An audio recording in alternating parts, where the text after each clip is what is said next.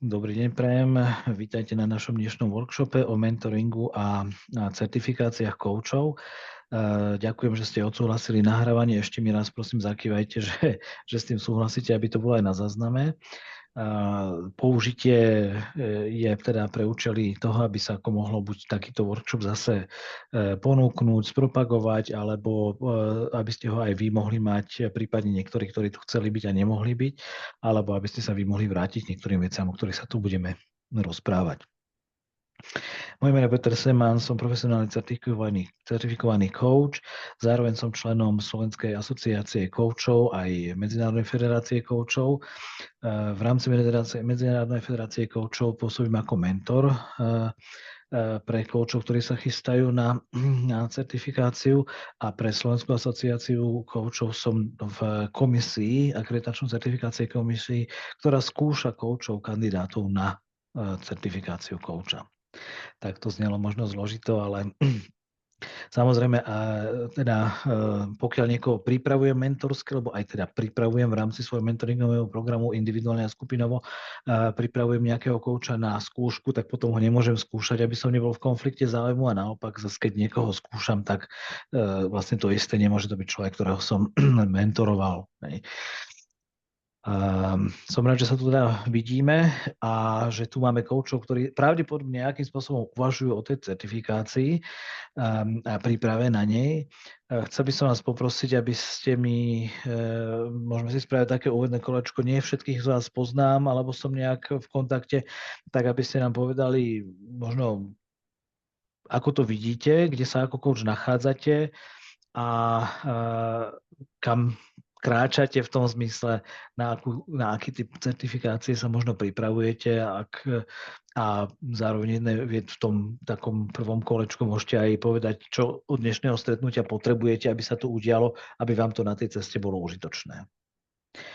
Ja vás vidím v poradí takom, že pani Ľubomíra je na začiatku, tak si dovolím vás osloviť ako prvú. Dobrý večer, takže áno, moje meno je Ľubomíra Kapustová a teda ja som absolvovala doteraz kurz Life Coaching v Business Coaching College a vlastne minulý pol rok, a teda som už nahlásená na akreditačný kurz ACC, tiež Business Coaching College, a malo by to byť v júni budúceho roka. Teda na certifikáciu by som mala ísť vtedy, a tak dúfam, že sa mi teda všetko k tomu aj podarí. A čo očakávam? Ja som úplne otvorená, nemám žiadne očakávania, ale som veľmi zvedavá, čo sa dneska dozviem. OK, ďakujem veľmi pekne. Nech sa páči, ďalšiu poradí vidím pani Ivanu. Počujeme sa teraz? Áno, výborne. Dobre, tak pekný večer všetkým prajem. Ja som takisto vlastne sa o vás dozvedela cez Business Coaching Club alebo College a mám ho absolvovaný už koncom minulého roka. Tým, že som vážne ochorela, takže som mala teraz takú dlhšiu prestávku, takže moje očakávanie od dnešného dňa je si tak nejako updatenúť, čo nové vlastne aj v certifikácii, aj možno v nejakých nápadoch, ktoré by sa dali použiť. Ako coach som vlastne fungovala ako také moje zbožné prianie, pretože sa moja pracovná pozícia tak vyvinula. Proste mala som pod sebou tým cez 10 ľudí a proste potrebovala som s nimi pracovať inak, ako sme boli proste desiatkami rokov v podstate naučení, a prinášalo to veľmi plodné výsledky, tak dúfam, že sa mi bude dariť ďalej. Určite áno. Ďakujem pekne. Ešte som nepostrel vaše priezvisko, len aby som si to... Mižičková. Ešte raz? Mižičková. Mižičková. Tak. Dobre, veľmi pekne ďakujem. Čiže teda vlastne ste svojím spôsobom spolužiačky, možno s pani Ľubomírou. V nejakom inom behu ste možno boli. Tak. Ďakujem. OK, super. A nech sa páči, teraz mám poradí pani Editu. Nech sa páči, ak môžete aspoň tak nenápadne. Áno, ak ma teda počujete. Áno, počujeme dobre. Sa snažiť. Ďakujem pekne. Ja som absolvovala koučací výcvik u Silvie Langerman pred časom a bola som už na takomto skupinovom mentoringu, ktorý viedla vtedy Andy Profantová a tiež nás tam ako by motivovala, pýtala sa na tú certifikáciu a myslím si, že ma aj motivovala. že certifikovaná nie som a potom som s ňou mala aj takú jednu konzultáciu ohľadom počtu hodín a tak ďalej, kde sme vlastne ako keby si skúmali tie absolvované vzdelávania, ktoré sú relevantné a poradila mi ešte niečo si doplniť, čiže vlastne moja taká ambícia je aj tú certifikáciu podstúpiť a ešte si doplniť nejaké hodiny dovtedy. OK. Super. Bavíme sa tiež o ACC akreditácii, alebo teda KCS na Slovensku v SAKU, alebo tej vyššej už? Ja by som v SAKU skúsila, tam sa mi to zdá také ako keby pre mňa priateľnejšie a že pri tej konzultácii sme uvažovali o tom, že teda skúsiť si už ten druhý level, ako keby hneď. Neviem, či si teda na to trúfnem, ale že aspoň tie vzdelávania si doplniť a uvidíme, ako to pôjde. Alebo či zostať v tom prvom a byť v tom taký pokorný a získať najprv skúsenosti, neviem. Som trošku nerozhodná v tom. OK, super. Veľmi pekne ďakujem. Nech sa páči, už nám zobrazil aj pán Michal, tak hor sa na to. Moja otázka, neviem, či ste počuli, je, že teda kde ste ako coach na tej coachovskej ceste a aká je tá vaša ambícia tej certifikácie do budúcna?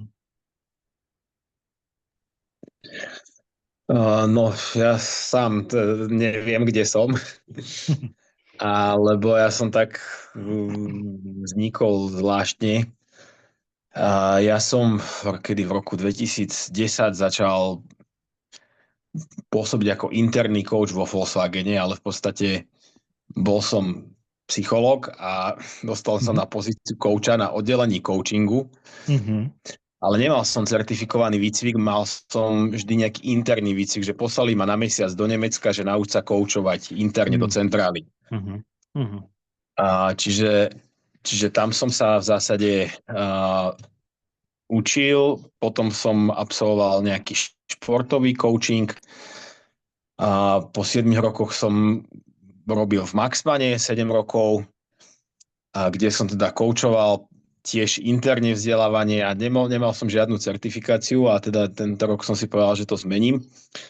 Tak som absolvoval koučovací výcvik, aby som teda mal oficiálne aj nejaký papier, lebo certifikované som nemal nič, napriek tomu, že som tých výcvikov mal viacero. No tak a teraz vlastne, že čo so mnou? Takže ako ja mám tých kvázi koučovacích stretnutí veľa, ale a v rôznych školách, do toho vlastne som aj psychoterapeut, takže to je skôr taká komplikácia pre koučovanie. Takže tak nejak potrebujem sa upratať a chcel by som sa certifikovať, aby som teda to mohol tak aj nazývať, že koučujem. OK. Ďakujem. Ja som to nespomínal, že tiež som psychoterapeut a robím aj terapie, aj coaching. A je to zaujímavé, no. Fajn, takže sme prepnúť sa, že to je ako keby, že vypnúť to a keď to človek dlho robí, prepnúť sa, takže s tým ešte niekedy tak to sa musím naučiť. A vnímali ste nejaký zásadný rozdiel medzi tým, ako vás pripravili na to koučovanie v rámci toho Volkswagenu a potom v tom nejakom akreditovanom výcviku? Až tak ani nie. Okay. Akože bolo tam niektoré také interné veci, ale tým, že oni boli v tom už ako keby ďalej, lenže tým, tak to bolo fajn, len v tom roku 2010 ja už si z toho ani akože moc nepamätám, ako čo tam vlastne sme sa učili.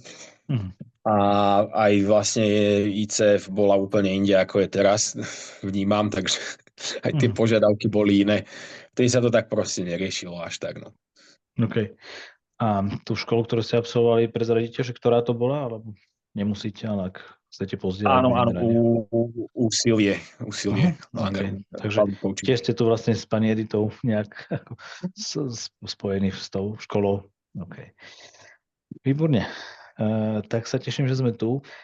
V prvej časti toho dnešného stretnutia by sme si prešli tie spôsoby, ako k tej certifikácii dôjsť, a v tej druhej by sme mohli urobiť živý skupinový mentoring, tak ako ho robím bežne vo svojom mentoringovom programe, alebo ako sa mentoringy robievajú. To znamená, že keďže nemáme nahrávku, asi predpokladám, tak jeden krátky koučovací rozhovor by sme urobili naživo a potom by sme si prešli, že ktoré kompetencie ste v ňom videli a vnímali a prípadne s tým viem potom pracovať ďalej, čo sa dá ešte vylepšiť a čo sa očakáva na aká úroveň na ACC skúške alebo na tej základnej KCS a PKCS. Hej, toto si k tomu môžeme taký nejaký komentár potom urobiť. Ja z časového hľadiska predpokladám, že celkovo by nám to mohlo trvať do 1,5 hodiny, celkovo teda do 19. maximálne. Teda, to sú 2 hodiny, 18:30, ale dal som si tam blok v kalendári, že maximálne do 19. Uvidíme, ako nám to pôjde, lebo niekedy sa stane, že v tom rozhovore je toľko veľa vecí, o ktorých vieme potom ešte sa rozprávať, že to môže trvať trošičku dlhšie. Tak sa chcem spýtať, či ste pripravení, alebo či máte ten časový priestor medzi 18:30 a 19, alebo ste striktne nejak limitovaní, že kedy musíte odísť.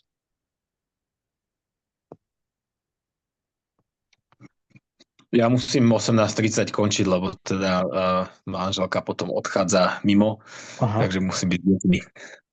OK, ďakujem. Na ostatným? Ja som v poriadku.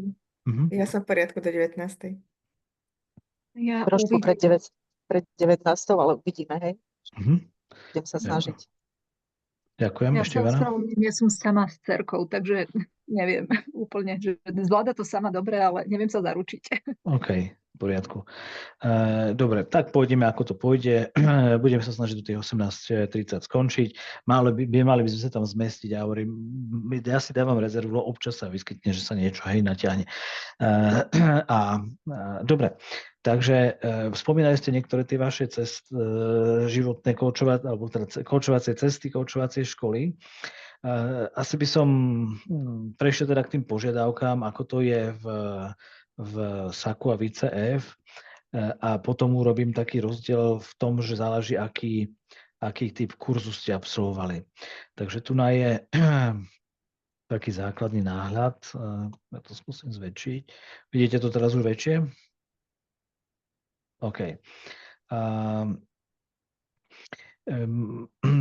Aj tu sa spomínalo, že sú 2 certifikačné autority, kde sa ako kouči môžu certifikovať. Ich vo svete viacej, ale také najbežnejšie u nás.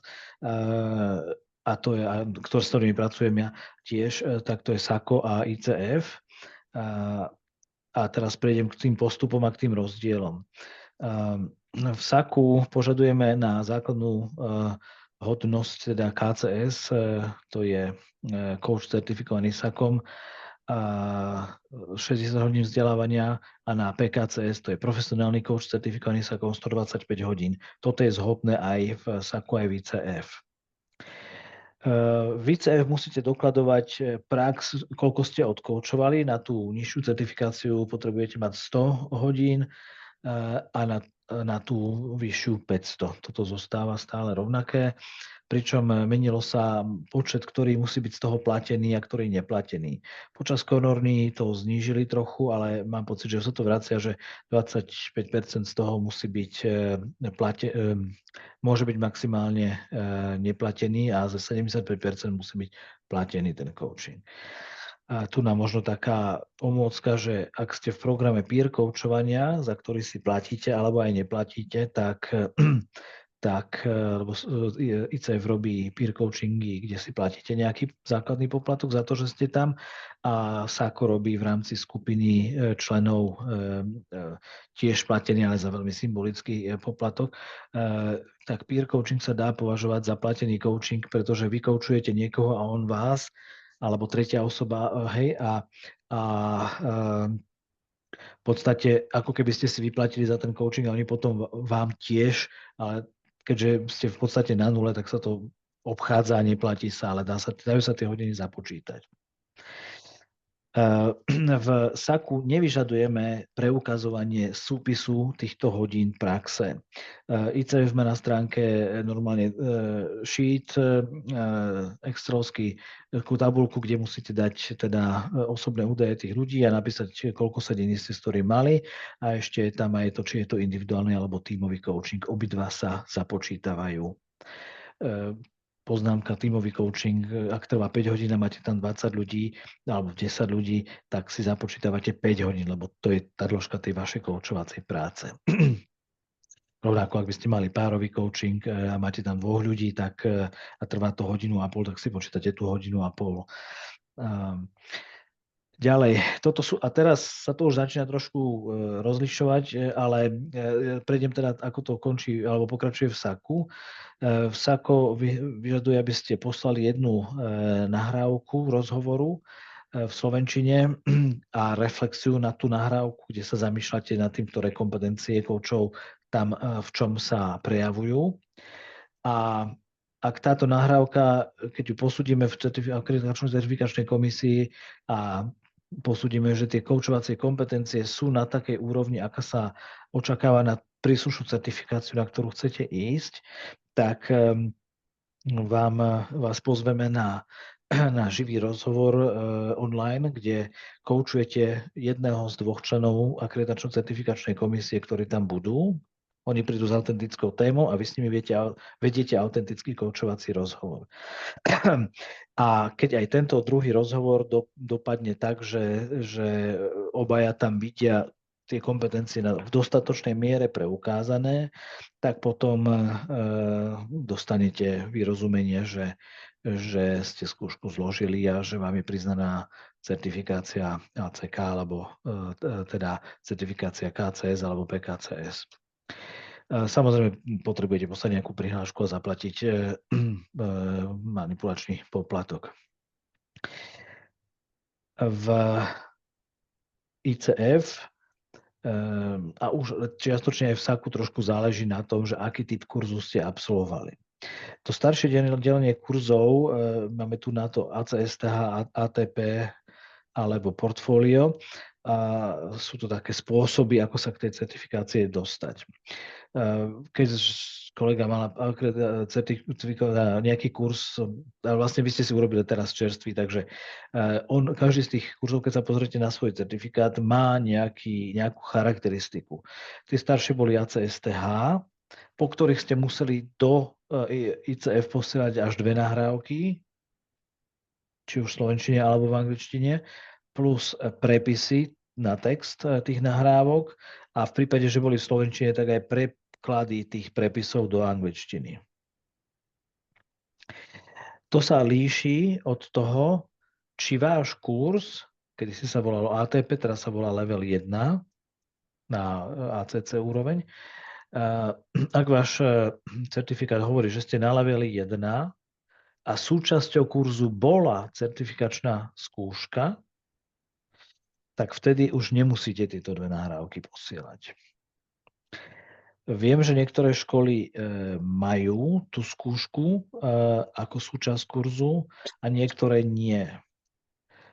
Respektíve tá istá škola môže mať kurz, ktorý už zahrňa a iný kurz, ktorý ju nezahrňa. Prípadne sa robí potom nejaký doplňujúci mentoring s tou skúškou za tým na konci.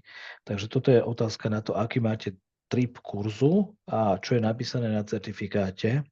Alebo naozaj stretol som sa s tým, že bola to level 1 kurz, teda, ktorý má všetky predpoklady na to, aby ste sa certifikovali, ale zároveň neobsahoval tú záverečnú skúšku, ktorá by vám vybavila to, že oni posúdia tie nahrávky a ICF už nemusí. Takže vidím, že Ivana kýve hlavou, možno je to tento váš prípad, alebo už máte aj tú akoby skúšku urobenú tam, neviem. Skúšku nie, OK.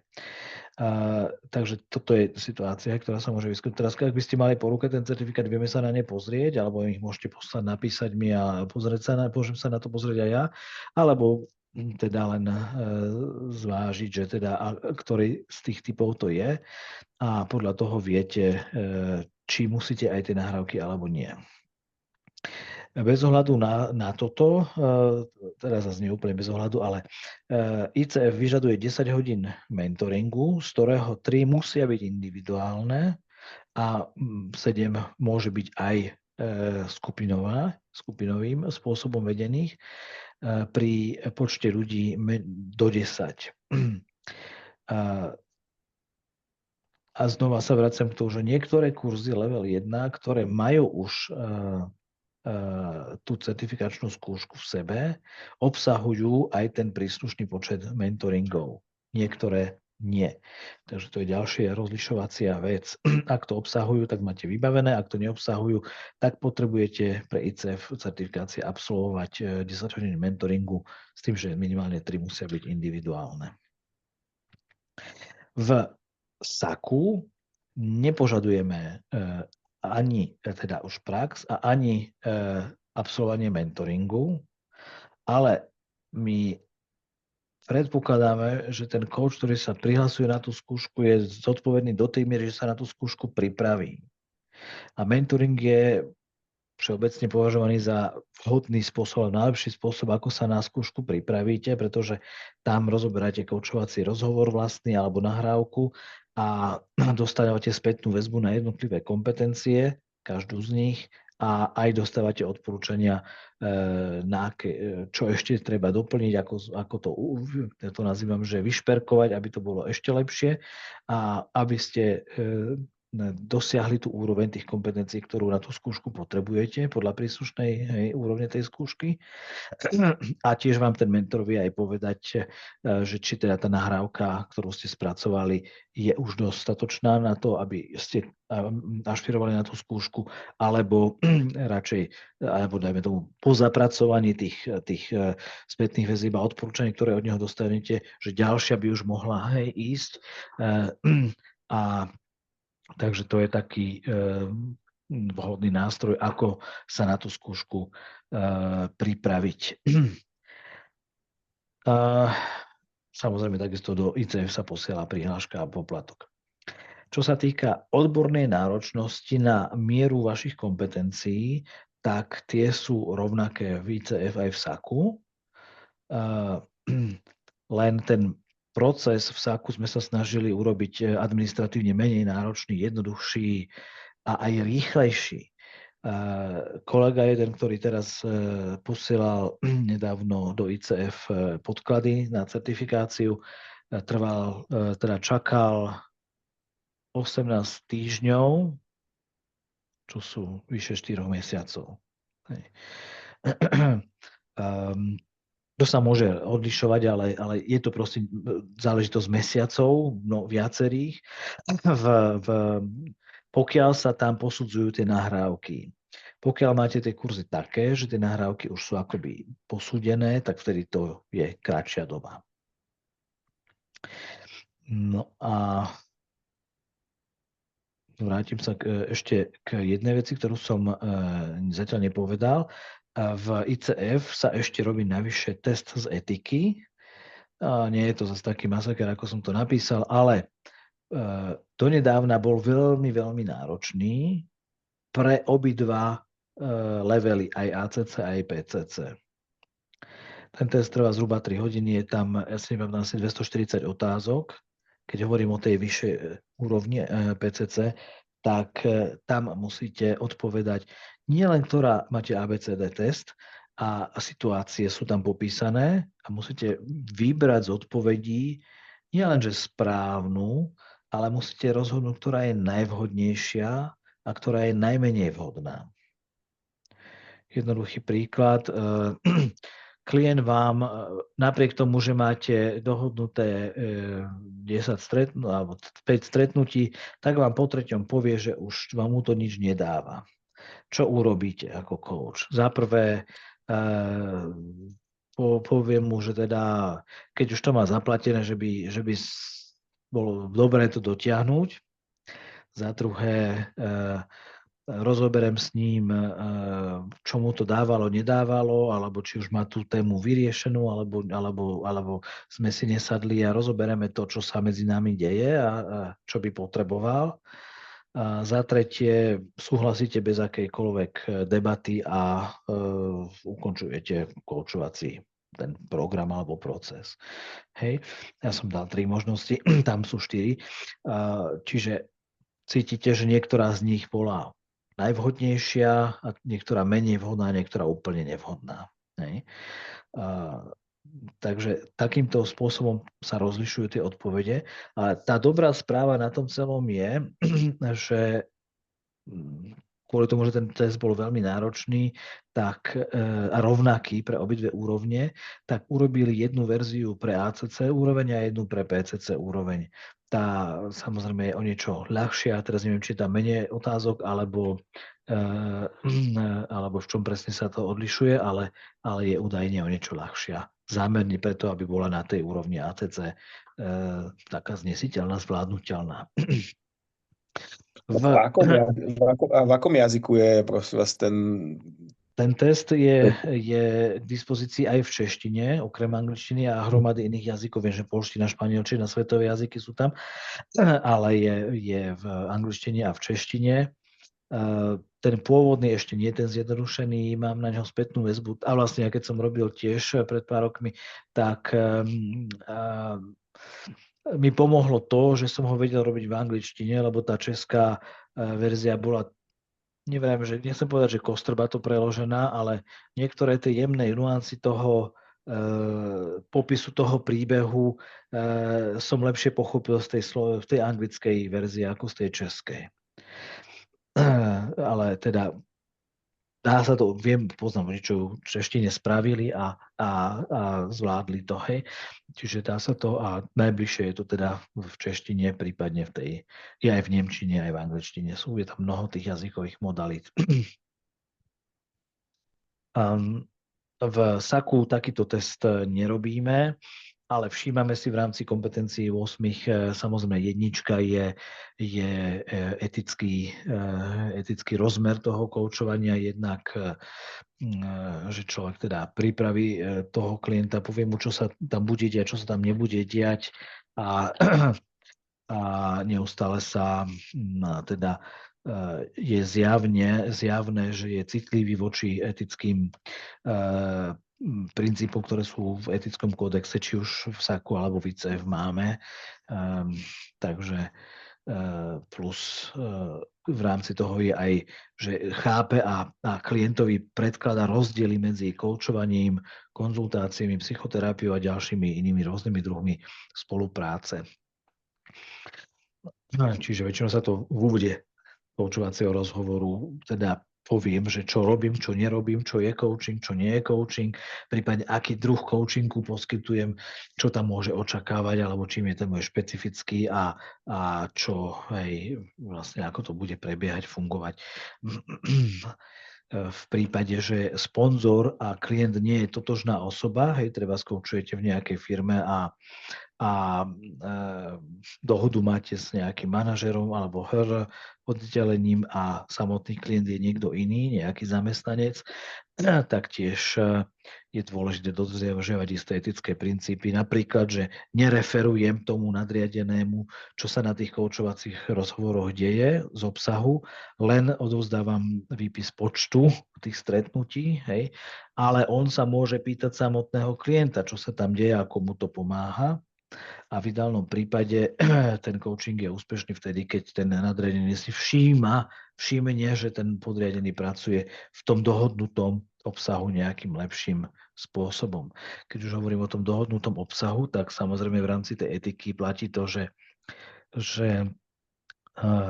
teraz sú dve situácie. Buď ten coaching je pre toho zamestnanca ako benefit a môže sa nehať koučovať na čokoľvek, čo sa mi stáva našťastie najčastejšie, ale stáva sa aj, alebo môžete sa stretnúť so situáciou, že ten zamestnávateľ z nejakej 360-ky alebo z nejakej diagnostickej metódy alebo z vlastného uvaženia príde na to, že ten zamestnanec potrebuje zlepšiť nejakú konkrétnu vec, napríklad komunikáciu so zákazníkom alebo vzťah s podriadenými alebo proste niečo, tak vtedy ste akoby zakontrahovaní na istý obmedzený rozsah tém, ktoré môžete koučovať.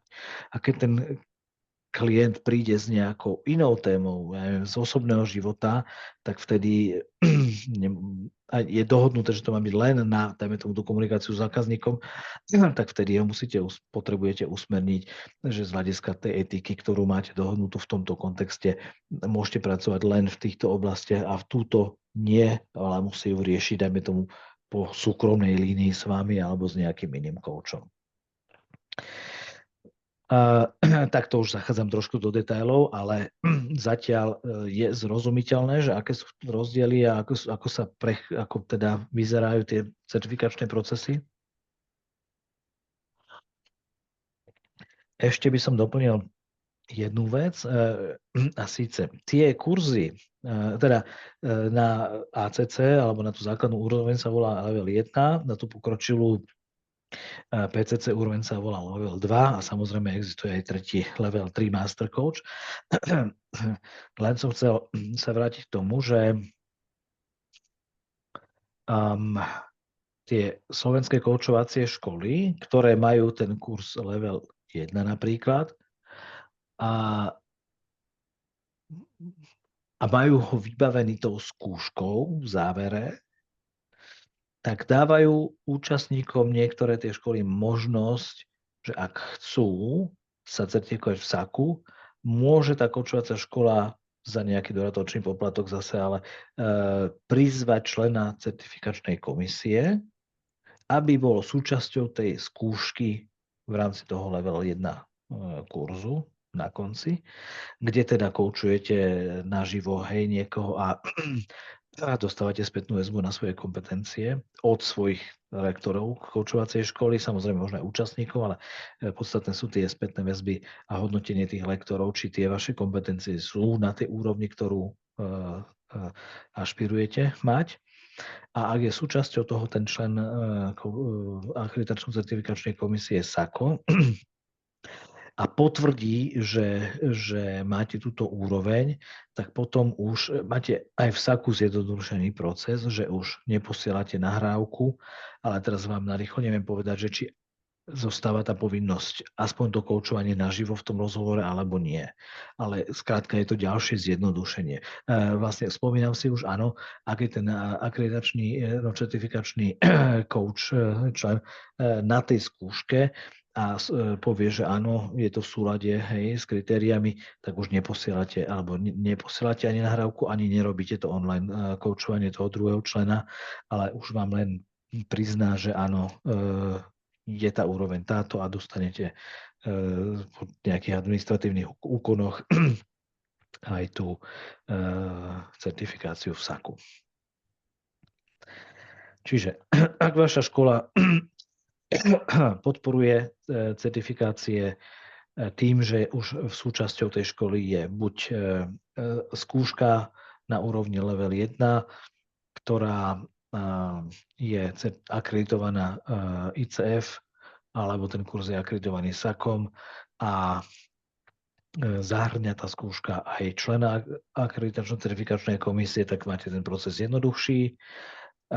Prípadne v rámci ICF, ak tam je obsiahnutá celá tá skúška, potom už robíte len test z etiky a v prípade, že program obsahoval mentoring, tak už ani ten nemusíte robiť. Ak neobsahoval, tak si ho proste dorobíte. Takže to je teda asi všetko, čo by som vám o tom vedel teraz takto povedať, aby ste boli v obraze. Skúste mi teraz vypovedať, či vám to dalo to, čo ste potrebovali vedieť, alebo či sa viacej orientujete v tom, kde sa práve nachádzate. Určite áno, ja mám otázku, ak môžem. Nech sa páči.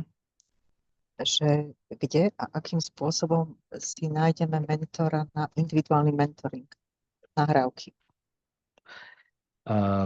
Pokiaľ no máte zase dve možnosti, ale v rámci ICF oni majú svoj zoznam mentorov, ktorého som súčasťou a napríklad aj ja.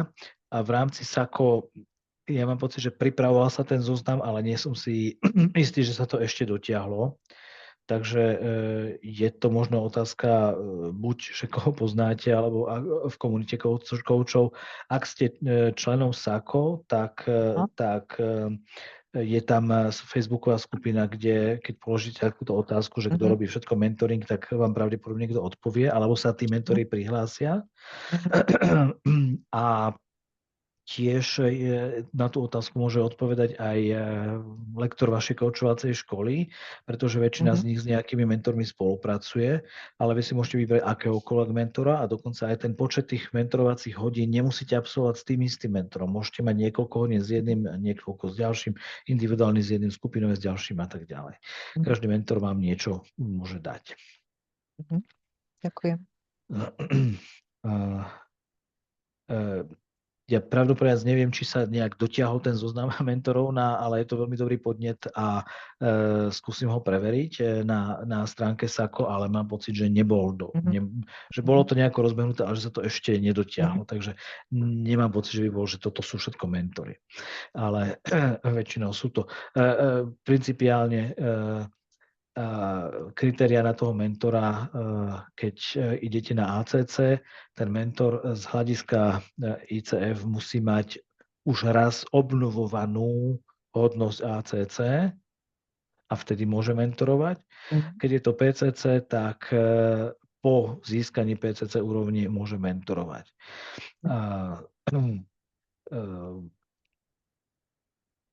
To je taká rýchla odpoveď na to, ktorú mi teraz napadlo. Máme ešte nejaké k tomuto otázky, alebo že teda kde sa nachádzate a čo vás teda čaká podľa toho, aké máte to vzdelanie, alebo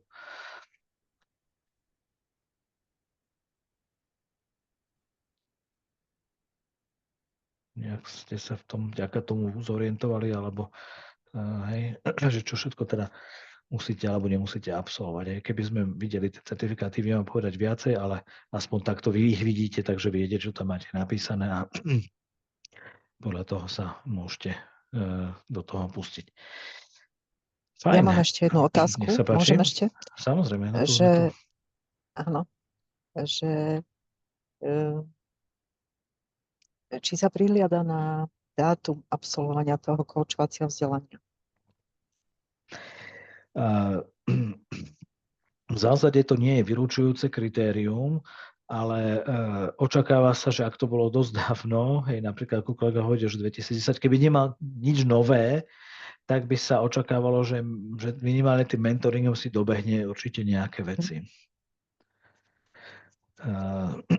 Ale nie je nejaký úplne, že... Ale sám by som asi to riešil pomocou toho mentora, že si to občerstvil, lebo ten vám jednak kedysi v tých starších kurzoch boli tých kompetencií 11, dneska ich je 8. Každá z tých kompetencií má ale zhruba 7 alebo podkategórií. Čiže tie akože významovo sú rovnaké veci, len sú inak popreskupované a od vás sa očakáva tá reflexia na ten rozhovor už podľa tých nových kompetencií, že si ho spravíte, že jednotku tam vidím v tomto, dvojku v tomto a tak ďalej. A po 8, nie po 11. Ak by ste to spravili po 11, pravdepodobne by sa akože to nebolo, akože by vás kvôli tomu vyhodili, ale oni vám budú dávať spätnú väzbu v rámci 8 kompetencií a očakávať budú, že tieto preukážete. Ale teda dátum platnosti vzdelania nie je. Ďakujem, rozumiem. Ale dátum certifikačného tej hodnosti, ten má expiračný dátum, je to 3 roky, za ktorý potrebujete aj v SAKO, aj v ICF získať vzdelávacie kredity. To znamená, že preukážujete, že sa ďalej vzdelávate a tie kredity sú len vzdelania, ktoré sú akreditované buď ICF alebo SAKom a mentoring je tiež implicitne teda akreditovaný, pretože teda zaň by ste dostali tiež kredity, pretože to sú kredity za vzdelávanie v koučovských kompetenciách. Ak máte nejaký workshop, ja neviem, NLP alebo proste niečo, ale neobsahuje zamerania z 8 základných koučovských kompetencií, tak tam nedostanete kredity. Alebo ten kurz nedostane kredity a nie je akreditovaný v core competencies, v kľúčových koučovských kompetenciách, ale napríklad môže dostať len resource development a teda akože také rozširujúce vzdelanie. A v ICF, to už idem do detailov, ale ak teda je to aktuálne, tak aspoň stručne, vy musíte za to obdobie toho od jednej akreditácie po reakreditáciu absolvovať 40 hodín toho vzdelania a je presná štruktúra, a ja to teraz mám pocit, že 25 z toho musí byť na kľúčové kompetencie kouča, niekoľko musí byť, mám pocit, že 6 alebo 3, už neviem presne, musí byť na etiku a zvyšné môžu byť ten resource development, také teda, neviem, ako budovať koučovací biznis a tak ďalej, čiže to sú už nesúvisiace úplne s tými základnými. V SAKu sa automaticky akceptujú všetky ICF akreditované vzdelávacie kurzy a workshopy, ale tiež na tom certifikáte je napísané vždy, že koľko tých kreditov za to ste dostali. A SAKO má svoje akreditačné body, ktoré fungujú veľmi podobným spôsobom. Ak chodíte alebo pôjdete na nejakú koučovicu, tak v rámci toho celoslovenského stretnutia koučov sú rôzne rozvojové workshopy a niektoré z nich majú tieto vzdelávacie rozvojové body v kľúčových kompetenciách a niektoré v tých rozvojových kompetenciách. Ja keď robím na koučovici skupinový mentoring so všetkými koučami, čo tam sú, tak automaticky, keďže to skupinový mentoring, ktorý je implicitne zameraný na všetky kompetencie, tak za ten dostanete kredit vlastne kľúčových kompetencií. Takže toto sa robí na koučoviciach. Naposledy sme napríklad robili priamo certifikačný rozhovor, ešte to by som mohol spomenúť. Na niektorých koučoviciach asi sa to stane pravidlom, že minimálne raz, to sú 2-krát do roka, že minimálne na jednej z nich, alebo možno aj na 2, sa budú robiť, aby sme podporili koučov v tom, aby sa išli certifikovať v SAKu, tak sa robí to, že kto urobí ten rozhovor, certifikačný rozhovor pred minimálne 2 členmi komisie priamo na tej koučovici vo veľkom, kde máte 40 koučov a tak a urobí ho dobre, že všetky tie kompetencie tam sú, tak už potom nemusí posielať žiadne nahrávky ani koučovať toho člena certifikačnej komisie naživo, ale má to skrátka vybavené tým, že je to zároveň podujatie, kde jednak účastníci a jednak tí členovia komisie dvaja dávajú tú spätnú väzbu a posúdia to na mieste. Takže toto je taká zjednodušená ešte verzia, ktorá sa dá absolvovať. Stáva sa, že tam máme priestor na 1 až 2 rozhovory, čiže ak by ste tam išli na tú jarnú koučovicu a ešte neviem, aký bude program, ale ak to tam bude, tak sa tam môžete uchádzať o to, že práve vy si chcete urobiť ten certifikačný rozhovor tam. A záleží to, či tam bude v programe tento bod. Niekedy tam je že robíme len skupinový mentoring a niekedy robíme práve tú certifikačnú skúšku v podstate. Takže to je akoby ten úplne najjednoduchší spôsob, ktorý sa dá, ale tam zase sa nedá prihlásiť 10 ľudí, ale 2. Napríklad naposledy sme robili 2 rozhovory. Jeden bol na úrovni KCS a druhý na PCC, alebo teda PKCS. OK, kľudne, ak vás napadne ešte nejaká otázka, rád vám zodpoviem, ak budem vedieť.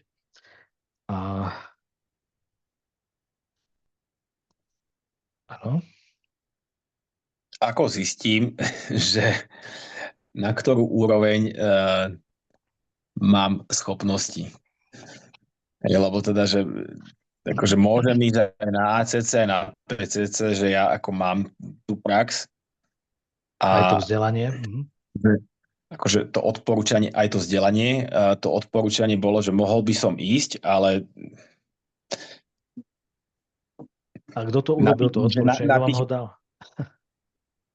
Tam na tej ako keby záverečnej skúške, keď som robil ako keby ten coaching, že OK, že bolo to už to transformačné. Ale akože neviem, ja som s tým nerátal, akože nie je to ani môj cieľ, ale takže či si objednať tie mentoringy s niekým iným, hej, že lebo a tam si to ako keby nejak preveriť a že poslať nejaké tie nahrávky, lebo Rozumiem. aby som nemal nejakú zlú sebareflexiu, že môžem si niečo mysleť a realita je iná a tak ďalej.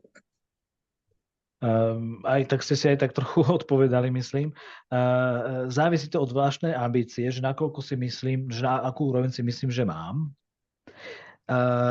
A závisí to možno aj od takéhoto hodnotenia niekoho, kto vás videl koučovať, ale taká najväčšia istota je asi pri tom mentorovi, ktorý vám presne s vami rozoberie ten rozhovor tak dopodrobná, že by vám vedel povedať aj tie rozdiely medzi ACC a PCC úrovňou a povie, v tomto máš presahy a v tomto ešte nemáš do PCC úrovne, alebo už ťa vidím celkovo na PCC úrovni.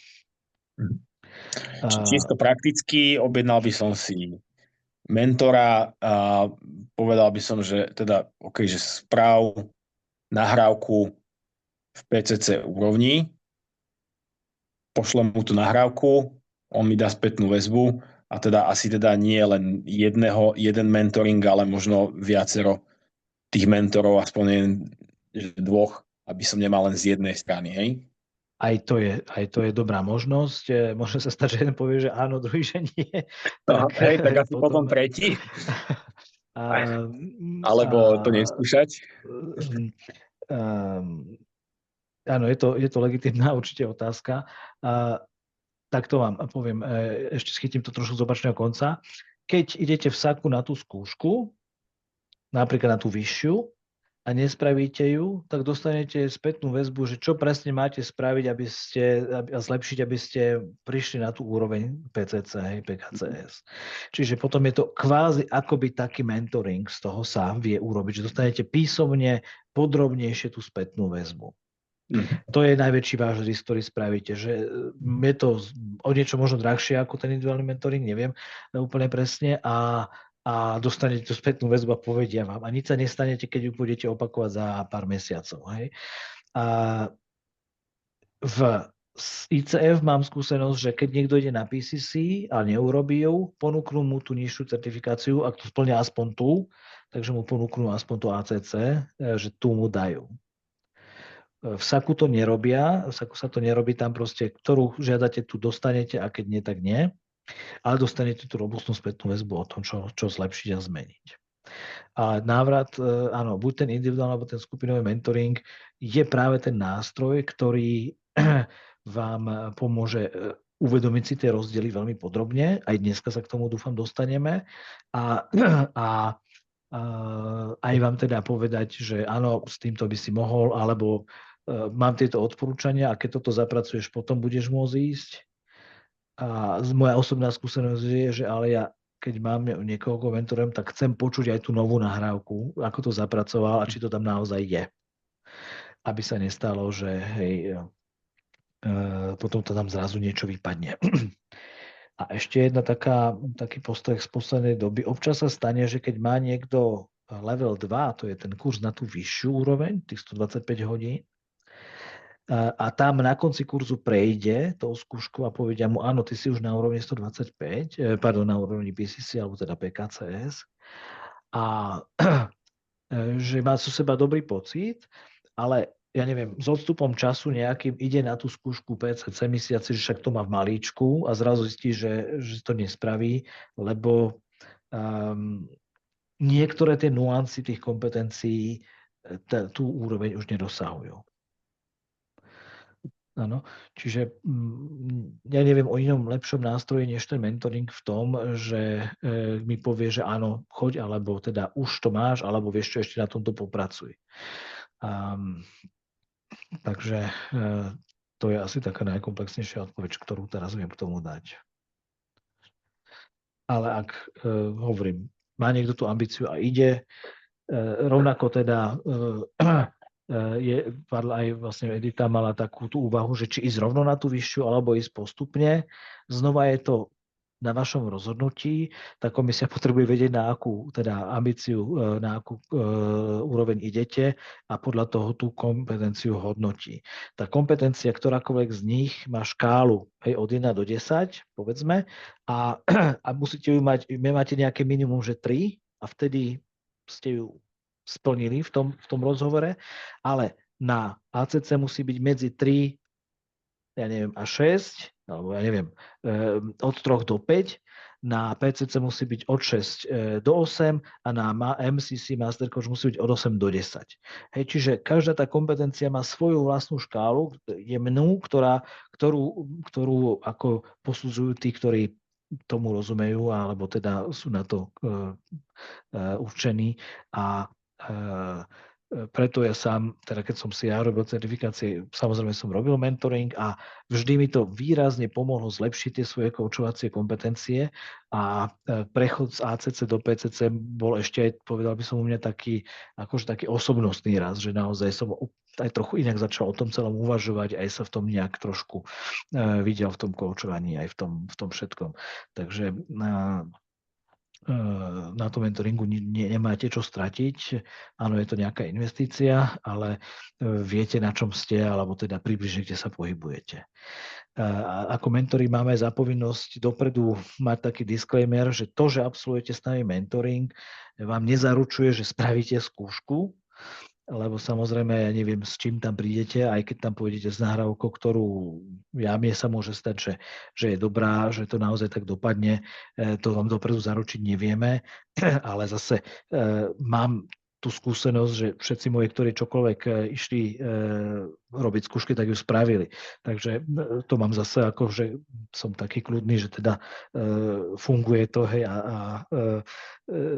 viem ich na to pripraviť, respektíve, že keď im poviem, že nech na to idú, ja sa ich nestačím držať na tej najnižšej možnej úrovni, že aby ledva preliezli, ale aby ju podľa možností trošku prekročili a mali tú rezervu v tom aká tá úroveň ich je v tom koučovaní, aby tam nešli s tým, že ledva prelezú, ale aby takej pohode tam ako cez to išli. Ja by som sa chcela niečo spýtať ešte, môžem? Samozrejme. Že či do tej teda skúšky na certifikáciu posielam nahrávku, ktorá je úplne nová a nebola mentorovaná. To je v podstate na vás. Tam na to nie je nejaká požiadavka. Trošku odbehnem. Požiadavka na mentoring v ICF je taká, že ten mentoring musí trvať nejakú dobu. 3 mesiace. Nemôže to byť, že za týždeň máte 7 sedení alebo 10, za 2 ste vybavení. Musí trvať 3 mesiace, pretože medzi tým ten mentoring prebieha tak, že pošlete nahrávku, rozoberie sa, dostanete spätnú väzbu a ďalší rozhovor už robíte so zapracovaním tých vecí, ktoré vám boli povedané a potom idete na ďalší mentoring a zase idete o špirálu, o poschodie vyššie a vyššie a vyššie. Takže to je význam toho mentoringového programu, keď je v celku. Ale nikde nie je napísané, že nahrávka, ktorú ste poslali, musí byť odmentorovaná alebo že musí byť čerstvá. Hoci aj staršiu nahrávku môžete rozobrať s mentorom. Mám tých mentees, ktorí mi pošlú, vieš čo, toto mám nahraté už, tak si to vypočuje a rozoberme toto, aby som vedel, kde som a potom mi spravia novú. Väčšinou mám tú skúsenosť, neviem, že by to bol váš prípad, ale väčšinou mám tú skúsenosť, že na tých starších nahrávkach je pomerne ešte čo odporučiť na zlepšenie a keď teda ide do tej novej, tak tá už je výrazne lepšia potom, ako bola tá predchádzajúca. Ale nie je nejaký pravidlo, že tá nahrávka, aká stará má byť, alebo či musela byť rozoberaná mentorom. Ja si chcem overiť tie informácie, že tá nahrávka má mať, že maximálne 60 minút, minimálne 45 minút a že nemôže to byť teda kolega z výcviku, nemôže to byť príbuzný, respektíve k tomuto, keby ste nám povedali ešte len tak na rekapituláciu. Áno, pre ICF nahrávka musí byť 30 až 60 minút a inak sú tie podmienky presne na stránkach, ja možno tiež netrafím úplne presne všetko. V SAKu myslím, že požadujeme 30 minútovú. Možno, že že by som mal otvoriť tú stránku presne, aby som tento detail vám vedel povedať, jak to viem dohľadať a prípadne vám to dať vedieť neskôr, ale ICF je, mám pocit, že 30 až 60 alebo 45 až 60 a v SAKu, že sa snažíme držať tých kratších okolo tých 30 minút, aby boli 20-30 minút. A teda nesmie to byť, že z výcviku nahrávka nesmie to byť nahrávka z výcviku s kolegom z kurzu, áno. Nesmie to byť príbuzný, hej? Nemal by to byť príbuzný. Ideálny klient je natívny klient, ktorý nie je koučom. Ale vieme, že nežijeme v ideálnom svete, takže môže to byť váš coach, kolega z peer coachingu, nie je taký, s ktorým ste sedeli 3 mesiace vo výcviku podľa možností, ale radšej proste iný coach, ktorý sa pripravuje na certifikáciu a robíte si peer coaching s tým, že tá téma, ktorú rozoberá ten coach v roli klienta, sa nesmie týkať coachingu samotného. Hej, ako rozvíjať svoj coachovací biznis, alebo mal som problém s klientom, alebo hej, nemôže to byť takáto téma, musí to byť jeho rozvojová téma, ja neviem, ako chce, ja neviem, zlepšiť riadenie svojho tímu, alebo proste aj keď je nejaký životný, tak proste vysporiadať sa so svojím work-life balanceom alebo čokoľvek. Iné nesmie sa to týkať coachingu samotného. A môže to byť aj online s tým, že obidvoch vidí na kameru. Áno. Dokonca sa požaduje oficiálne len audio nahrávka, ale vždy sa potešíme, keď je to aj audio, video, pretože z tej neverbálnej komunikácie tiež veľa vidno, obzvlášť keď je ticho. Hej? A v tom ICF, keď sa prekladajú tie záznamy, treba, aby ste ja som si ich teda prešiel a ešte tam po tom preklade, čo mi robil nejaká služba online, tak teda prepis, nie preklad, tak som ešte doplnil veci ako, ja neviem, povzdychnutie alebo niektoré prejavy neverbálne, ktoré neboli v jazyku, že sa nepovedali, ale sa udiali.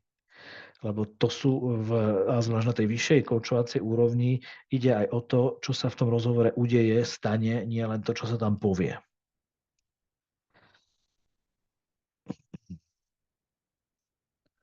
OK, máme 6 hodín. To je čas, aby sme urobili tých 20-minútový, 15-20 minútový, nemusíme teraz robiť príliš dlhý, možno aj kratší, 10-15 minútový koučovací rozhovor a nehali si nejakých ďalších 10-15 minút na jeho rozbor z hľadiska kompetencií. Takže chcel by som dať priestor, samozrejme, ak sú nejaké otázky, ešte zodpoviem, ale môžeme pomaly začať uvažovať o tom, že potrebujeme jedného kouča, jedného klienta a ostatní budú pozorovatelia.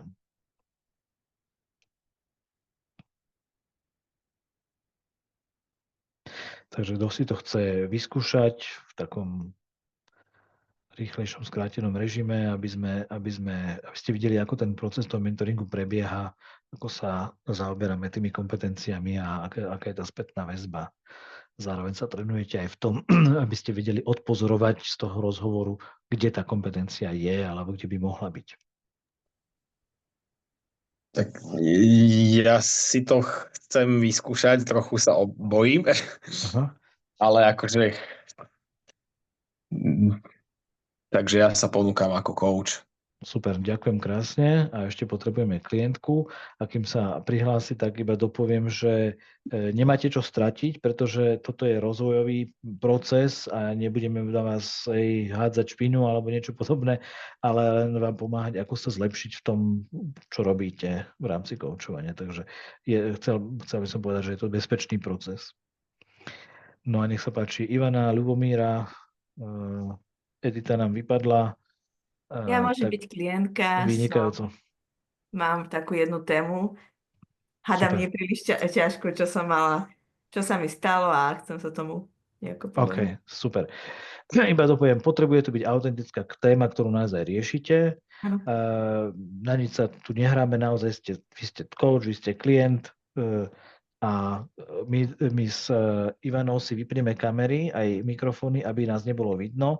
Platí tu istá, asi nemusím pripomínať, dôvernosť, že teda kdokoľvek pozorovateľ, tak nebude to, čo sa dozvie o klientovi alebo o koučovi nejak ďalej šíriť, nejak si to pre seba a nebude požadovať nejaké odpovede, že kam si sa posunul, keď sa stretnete niekde na výcviku alebo niečo podobné, pokiaľ ten klient o tom sám nezačne rozprávať. Hej.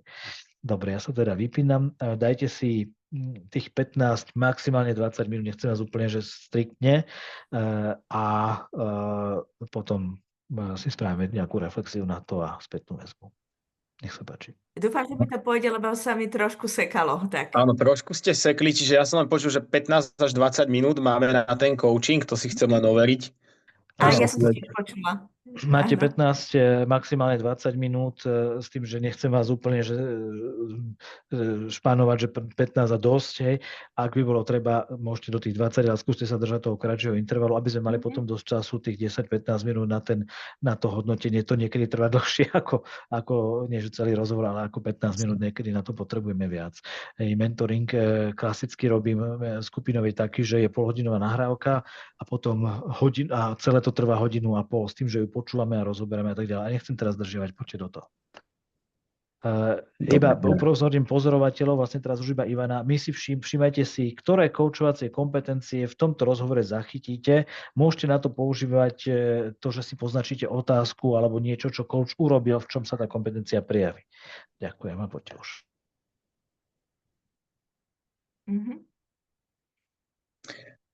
Dobre, takže vítajte, Ľubomíra. Máme teda cca 15 minút na krátke koučovacie stretnutie, kde teda by som dal priestor vám. Neviem, či už viete, čo je coaching a ako to prebieha.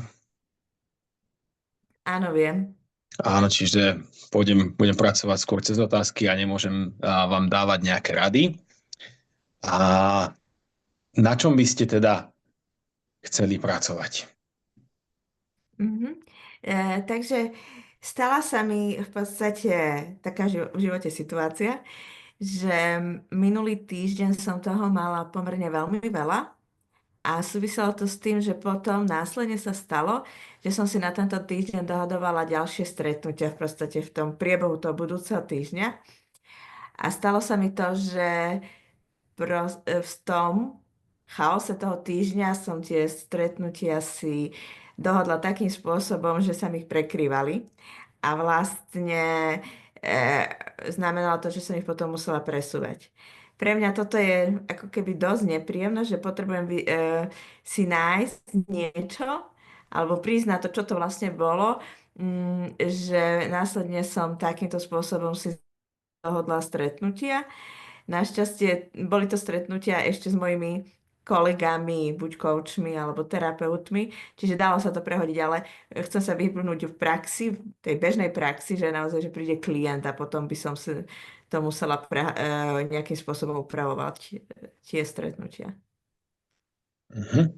Dobre, čiže hovoríte, že chcete sa vyhnúť nejakej kolízii a presunom stretnutí a máme teda pomerne krátky čas, a čo by ste si chceli odniesť za týchto 15 minút?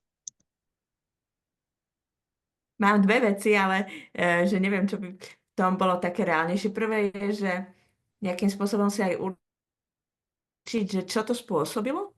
A druhé je, že ako tomu predísť vlastne, aby sa už nediali tie veci, že mi budú kolidovať tie stretnutia. Na čom spoznáte, že sme dosiahli tento spoločný cieľ za týchto 15 minút? Že budem mať väčší prehľad v tých stretnutiach.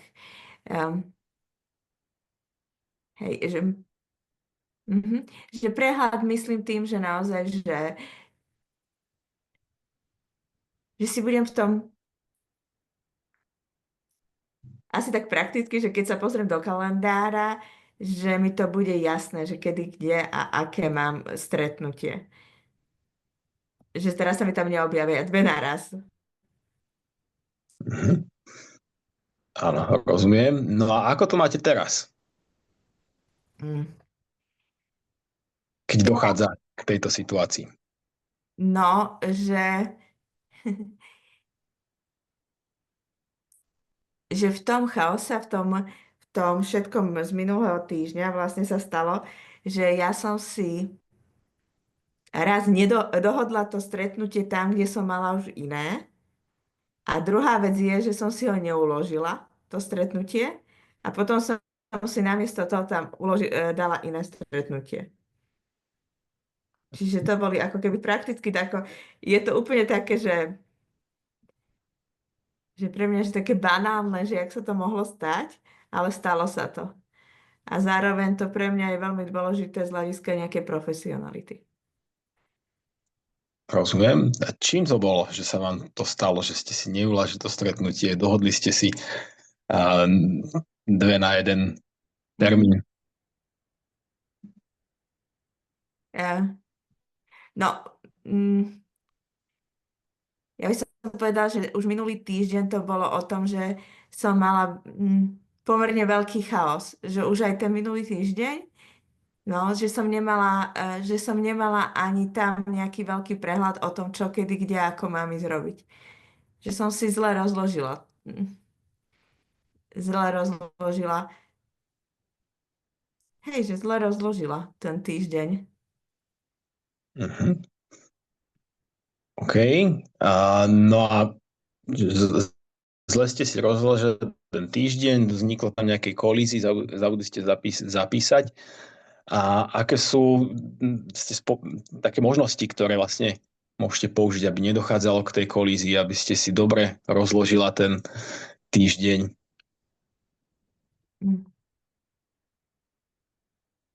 Štandardne to ako dosť dobre zvládam. No a čo ma v tom, akože minulý týždeň vlastne bolo, tak tam bolo, že ukončovala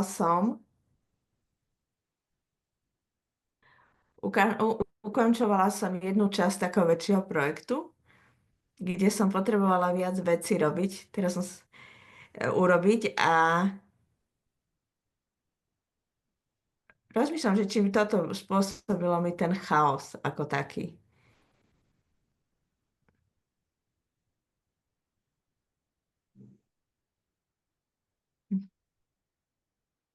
A aké sú teda tie možnosti? Že vravíte, že mali ste toho veľa, že bolo tam nejaký projekt a čo sú teda tie možnosti, aby nedochádzalo k tej kolízii, aby tam nebolo to zvojenie?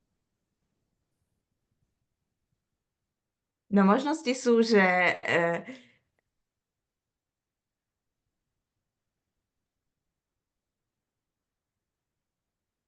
no, že lepšie sa pozriem do kalendára len.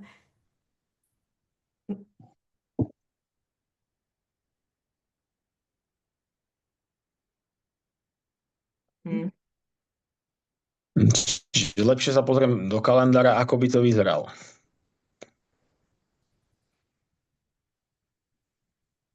Lepšie sa pozriem do kalendára.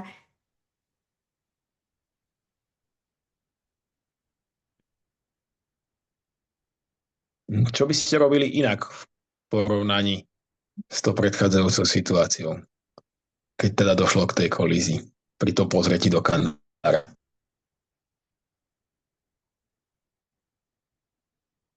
Ono väčšinou tie stretnutia si dohodujem už až na konci toho stretnutia. A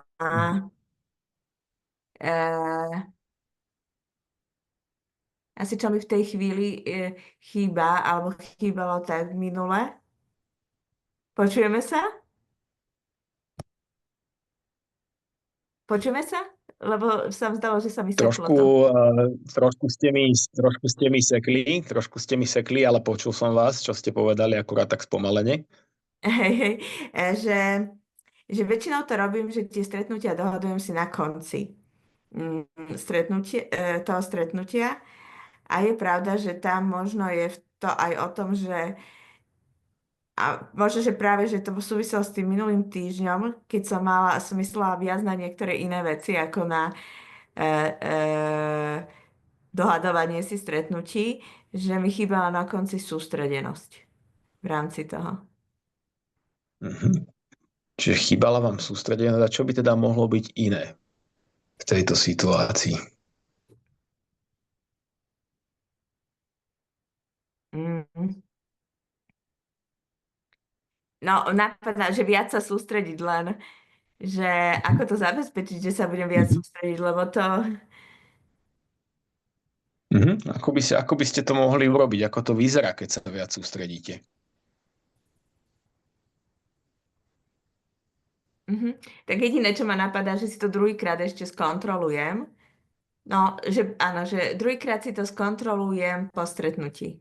To by mohlo byť ešte také, že si vlastne urobím dvojitú kontrolu, čo by bolo také jednoduché vlastne tomu riešenie, že si, a to môžem urobiť na všetkých, je, že si dvakrát ako keby skontrolujem to, že to naozaj v tom kalendári mám.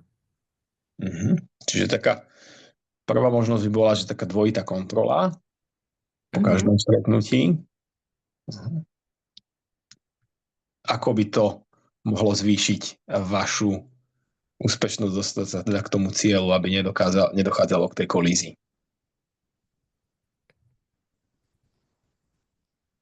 No, úspešnosť by to zvýšilo v tom, že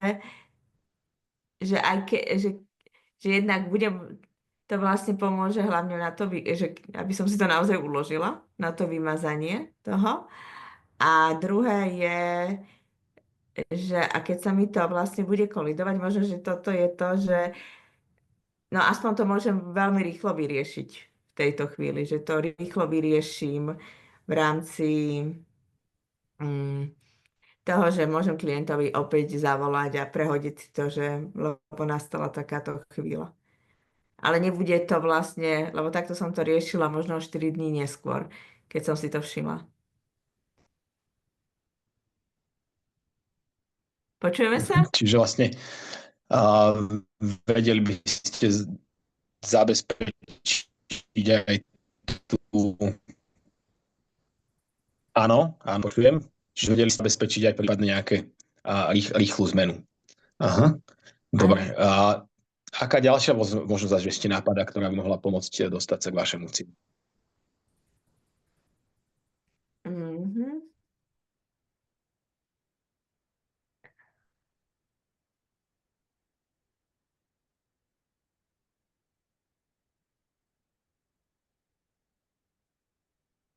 Toto je asi všetko, že v tejto chvíli vlastne naozaj je asi to, že čo je pre mňa najreálnejšie, že si to skontrolujem ešte raz po coachingu. Potom, kedy si dohadujem stretnutia. Čiže naozaj, že urobím dvojitú kontrolu. Dobre. Čo by mohlo možno ohroziť túto vašu možnosť, ktorú ste si nadefinovali?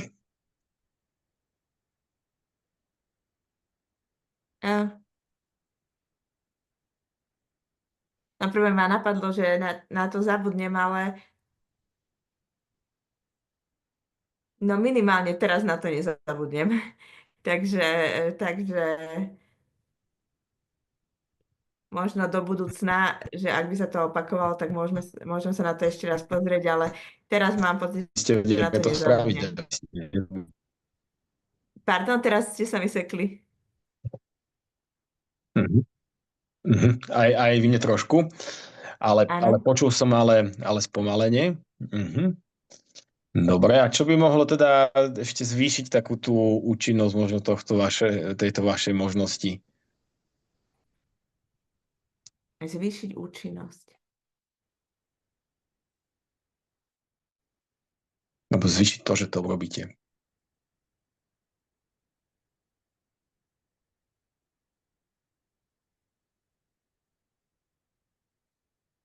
Asi že tá moja motivácia, že toto je niečo, čo je pre mňa dôležité.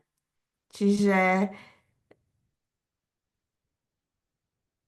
áno, že ja si myslím, že teraz mám pomerne dosť veľkú motiváciu to robiť. Čiže to je tá asi najväčšie zvýšenie tej, toho, že to urobím. Dobre, čiže máme teda nejakú možnosť, prešli sme si aj teda, čo by to mohlo ohroziť, čo by mohlo k tomu prispieť. A nakoľko ste teraz možno bližšie k svojmu cieľu, ktorý sme si v úvode stanovili?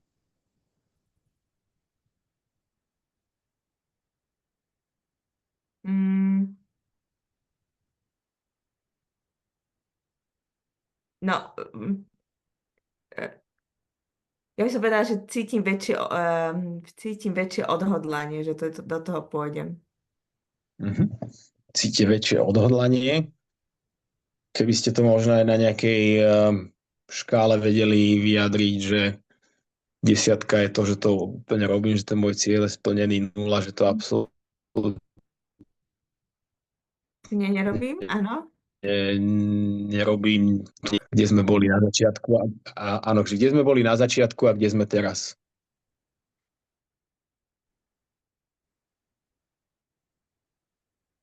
A neviem, či som sa zasa nesekla, ale tak skúsim to povedať, že ja som bola na začiatku. Bolo ma počuť? Áno, že kde som bola na začiatku a kde som teraz. Ja by som povedala, že na začiatku som bola niekde na nejakej 6 a teraz som sa posunula na 8.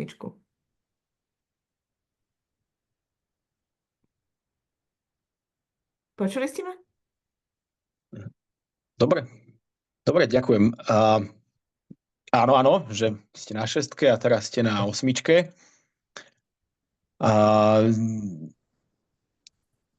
Je takto v poriadku, keď teda teraz to ukončíme, tento coaching.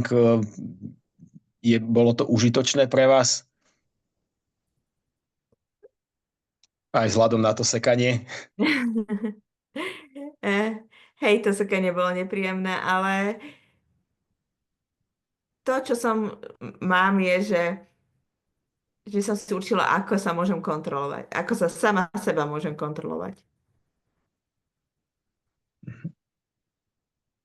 Dobre, tak ja vám teda ďakujem a držím vám palce, aby sa vám teda to darilo realizovať aj v praxi a želám teda všetko dobré. Ďakujem. Ďakujeme pekne. Ivana, Edita, môžete sa pripojiť, teda zobraziť. Tak nech sa páči, Michal, ako ste sa... alebo ja vás pýtam klientky, Ľubomíra, ako vám bolo v tomto rozhovore? Mala som pocit, že mám... Možno, že to bolo to, že mám krátky čas. Asi to by som povedala, že mám krátky čas. A že potom sme išli rýchlo na riešenia toho problému. OK, že ako by ste chcela aj skôr ešte byť v tom nejakej tej prvej časti, ale ten čas sme mali obmedzený, takže potrebovali sme do neho dostať celý ten rozhovor, ale chápem to ako pocit, ktorý ste mali. Hej. OK. Možno, že k tomu len poviem, že v tomto možno to bolo moje, že som si neodhadla, že asi to nebol taký jednoduchý problém, jak som si myslela. Ale že na ten krátky čas mám aspoň ako nejaké riešenie. Čiže, OK, rozumiem, hovoríte, že by si vyžadoval viac času táto téma, hej, ale vzhľadom na to, a koľko ste ho mali málo, tak ste si z toho niečo zobrali. Áno, hej. OK, ďakujem. Nech sa páči, Michal, ako sa vám koučoval? No bolo to pre mňa veľmi ťažké, ale skôr teda tie technické problémy, že začalo proste nejak sekať a to ma dostalo v podstate že som nie úplne dobre rozumel do takej neistoty. Takže toto ma tak dosť neistilo. potom proste nejak som aj to slabo videl, že zrazu proste to aj ten obraz bol zaseknutý. Takže mi to tak prerušilo taký ten prirodzený tok tých myšlienok a otázok a to, čo hovorí klientka. Takže som si vždy vedel tak dobre na ňu napojiť. Takže to bol ten môj pocit, že som nemožil na ňu. Takže pre mňa je taký lesson learned, že proste fakt preveriť si pripojenie, mať veľkú obrazovku, aby to proste bol taký ten reálny zážitok. A teraz to nebolo úplne reálne. No. OK. Ďakujem. Nech sa páči, ostatní pozorovateľa, ktoré koučovské kompetencie ste tam vnímali a v čom? Všetci môžu hovoriť teraz. Pardon, ešte ale predsa len jedna otázka koučovi. Presne na toto, ktoré koučovské kompetencie ste tam vnímal, že sú také možno silnejšie a v ktorých by ste si vedel predstaviť nejaké vylepšenie ešte skôr, než dostanete spätnú väzbu?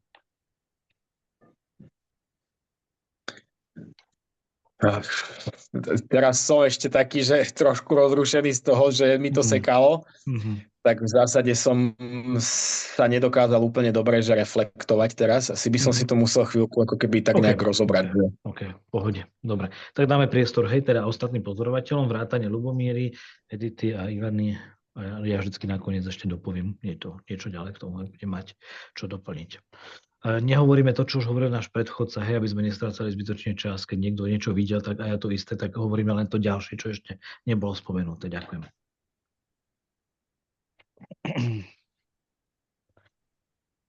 Edita má zapnutý mikrofón, nech sa páči, ak idete povedať. Už som tam mala výpadky, nepočula som celé a je mi to ľúto, ale že napríklad možno v tom závere viac otvoriť to také zhodnotenie toho prínosu na klienta. Či by sme toto vedeli treba inak povedať, inak spraviť, alebo to takto je v poriadku. OK. Skúsme hovoriť o tom, čo sme videli, ktorú koučovskú kompetenciu a možno, čo by sme v nej ešte uvítali. Ďakujem. Čiže v tom závere, to hovoríme možno nejaké 7. 8. o nejakom tomu zhrnutí a v tom, čo ste povedala. Ďakujem. Čo ešte, alebo ktoré ďalšie kompetencie ste v čom videli?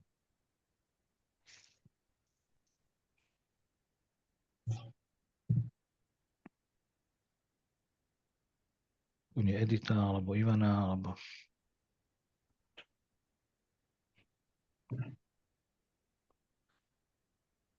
Ivana, ide zapnúť mikrofón, nech sa páči.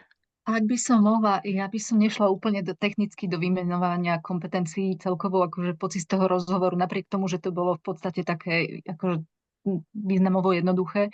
Mala som veľmi dobrý pocit, Michala, aj z teba. Išiel si proste podľa takého toho uceleného harmonogramu, malo to hlavu a petu, proste navádzal si proste otázkami veľmi kvalitne v podstate aj tie úvahy. Čo som si ale poznačila, bolo, že v úvode, možno tou motiváciou alebo tým, že proste ako fungovala tá technika, nedostala dostatok priestoru na tvoje úvodné otázky.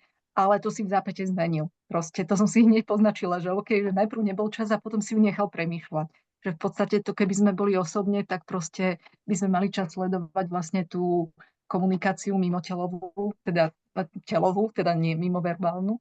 Takže toto mi tam tak akože zarezonovalo. A potom, čo ma ešte tak nejako, čo som si poznačila, že si dával vlastne tú škálu až na záver, že si jej nedal vlastne ten prístup na zamyslenie sa, že kde sa nachádza vlastne na tej škále od 1 do 10, dajme tomu, na začiatku. Ale že skôr, hej. Hej, že na začiatku by si vlastne uvedomila, čo že je na 4 a na konci by si uvedomila, že je na 7. A takto vlastne, keď to urobila na záver, tak v podstate už na záver sa veľmi pozitívne hodnotila, že necítila tam taký silnejší ten vlastne bank moment. To mi prišlo len tak akože v rýchlosti. Že... A poznačila som si v podstate pol strany a mne sa to páčilo. Posunula sa. Čiže ak Ivana s tom správne rozumiem, čiže pri tom definovaní cieľa si mala na mysli, že kde je teraz na tej škále. Napríklad, Dobre. presne. Hej, to si tak na záver vlastne použila. To ma tak aj prekvapilo. Neviem, to by si nám Peťo mohol aj, teda pardon, že týkam, ale my Áno, sme tam môžeš. boli zvyknutí, díky moc, že zvykli sme to tak používať, že na záver. Čo odporúčaš, že použiť to na začiatok, na koniec, alebo... Keď zostanem teraz len pri tejto veci, ja som najprv myslel, že ide Michal škálovať len tú mieru odhodlania, ale potom to rozšíril, hej, že a nakoľko ste odhodlaná toto a toto, ale potom to rozšíril a že kde ste boli vtedy a kde ste teraz. Nepovažujem to za nejakú akože chybu alebo niečo také v zmysle, že je to zlé.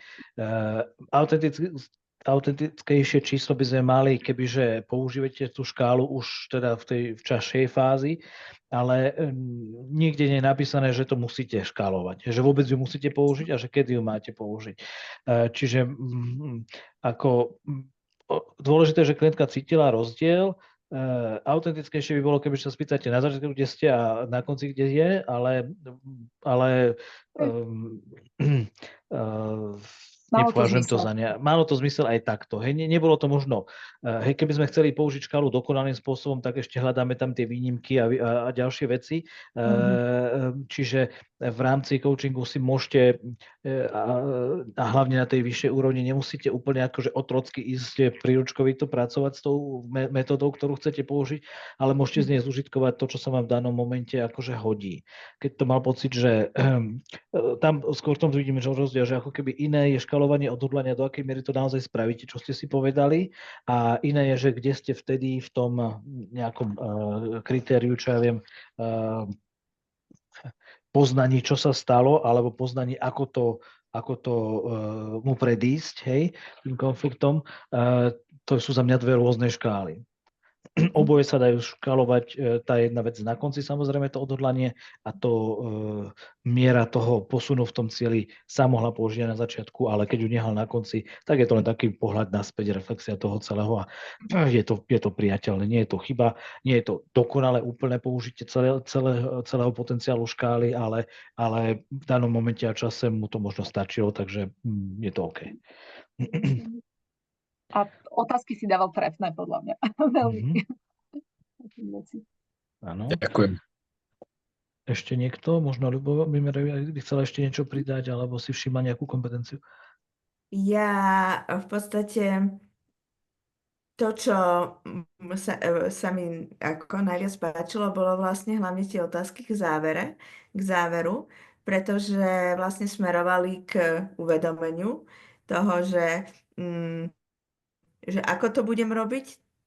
Tam bola taká jedna otázka na to, že dvakrát sa k tomu vlastne vrátil to uvedomenie, že v čom bude rozdiel teraz. Tak to bola taká pre mňa veľmi ako keby podstatná otázka.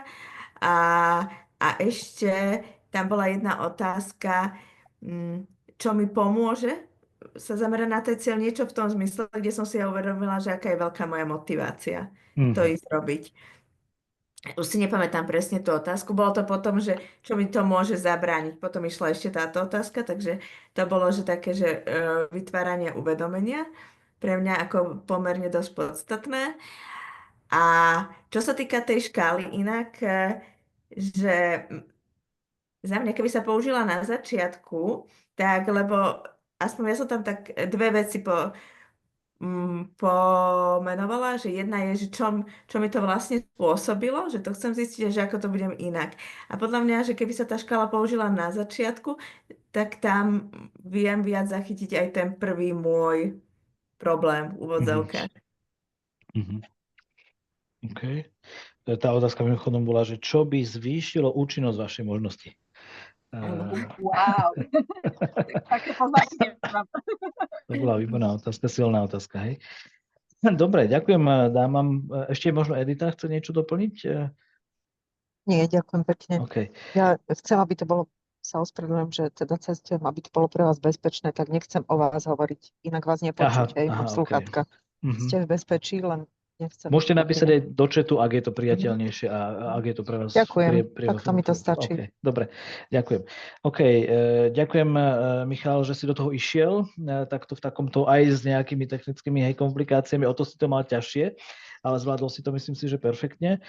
Na začiatku si vytýčil časový horizont a povedal si, čo ako coach robíš a nerobíš, teda budeš dávať otázky, nebudeš radiť, overil si, či vie, čo je coaching, čiže tá prvá kompetencia bola ošetrená. To, že vec nahrávame, si teraz nemusel robiť, lebo už sme dali ten súhlas na začiatku, teraz to nie je podstatné. Keby to bolo aktuálne, tak by si to zrejme tiež použil. Ak by ste náhodou používali poznámky v rozhovore, tiež sa na to potrebuje upozorniť na začiatku a aj povedať, čo sa s nimi stane po konci toho rozhovoru, či si ich nechám, alebo ich vám dám kópiu, alebo ich zničíme, alebo čokoľvek, prípadne sa dohodnúť s tým klientom, čo s nimi. Ďalej v rámci budovania cieľa, alebo teda v rámci aktívneho počúvania som videl aj pritakávanie, intenzívny očný kontakt, parafrázovanie, boli tam sumarizácie na viacerých miestach. Celkovo to bolo také pokojné a myslím si, že primerané. Pôsobili ste pokojným domov, žiadna nervozita, nič také nebolo vidno, aj keď teda nebolo to dokonalé s tým spojením. V rámci definovania cieľa v trojke, čo by ste chceli v týchto 15 minútiach z toho? Teda klientka povedala nejakú širšiu vec a pekne si to lievikoval, že OK, a v rámci toho všetkého, čo sa by sa dalo v týchto 15 minútach, čo bolo fajn, povedala teda dve veci, že teda prečo sa to stalo a druhá, ako tomu predísť. Čo možno tak možnosť je ešte, že ak nám klient dáva dva také námety, tak urobili ste to neskôr niekde, že na čo sa sústrediť viac, alebo čo sú akoby dôležitejšie, ale v momente, ako dostanem dva nejaké rovnocenné ciele, tak už vtedy sa snažím od klienta spýtať, na ktorý by sa chcel v týchto 15 minútach sústrediť najviac. Samozrejme, že možno súvisia a tak ďalej, ale aspoň by sme mali tak dohodnuté, že toto je najviac a keď aj do druhého pohneme, je to v poriadku, ale keď nie, tak aspoň, že sa držíme toho jedného. Čiže tu by som si malinko dal na to trošku pozor. Vedel by som si predstaviť, že ten cieľ by mohol byť trošičku viacej vysmartovaný. Ja neviem, odkedy by ste to chceli tak začať robiť, kvôli čomu je to pre vás dôležité, alebo ako presne bude vyzerať, keď to budete mať hotové. Bola tam otázka, ako to máte teraz, keď to v podstate nejde. Táto otázka, jej prínos je pre mňa otázny, pretože nám rozpráva o veciach, ktoré nefungujú. Možno to trošičku pomáha tomu, že prečo sa to stalo, hej? Ale v zásade nám to akoby úplne nepomáha tomu nájdeniu toho riešenia, čo s tým teraz. Hej? Čiže možno by namiesto toho mohla byť otázka, ako ste to robili, keď vám to šlo. Lebo vravili ste, že tento týždeň sa vám to pokazilo, alebo minulý, tak ako ste to robili ten týždeň predtým, keď vám to fungovalo. Hej? O to by som sa zaujímal. To bola otázka na výnimku, nie? Či jak sa to volá, že otázka na výnimku. Možno na výnimku, hej, alebo na zdroje, hej, alebo takto. Hej, že to by ma zaujímalo viacej, lebo táto otázka nám zabrala trochu času aj odpoveď a možno, že to nebolo až tak prínosné z hľadiska toho hľadania toho riešenia. Ale samozrejme sú rôzne perspektívy. Hej. OK. Podobná otázka bola, čím to bolo, že ste si objednali dvoch na jeden termín alebo nejak tak. Chápem, že to išlo v ústretí tej požiadavke zistiť príčinu, hej?